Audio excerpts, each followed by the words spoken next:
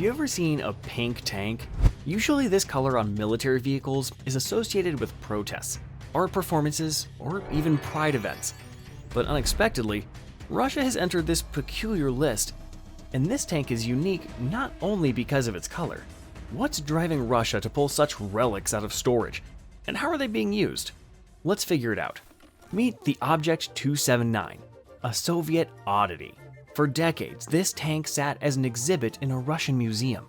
However, the massive losses in armored vehicles during the war in Ukraine have forced the Russians to decommission all kinds of old equipment and send it to the front.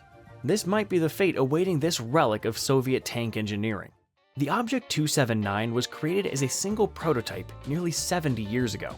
Its peculiar design features an unusual hull shape and 4 tracks intended to ensure superior off-road mobility for a tank weighing about as much as an Abrams. It was designed not just for conventional warfare, but to operate in the aftermath of nuclear explosions.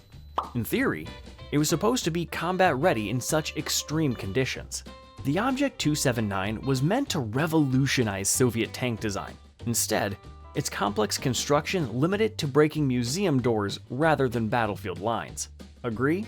Then hit that like button. The museum in Kubinka near Moscow, often called the Russian Tank Vatican, has housed this relic for decades. Once a testing ground for experimental armor, it's now one of the world's largest tank museums. And yet, some Russian military official decided to pull this monstrosity out, paint it pink, and film it. In the end, the Object 279 didn't go anywhere.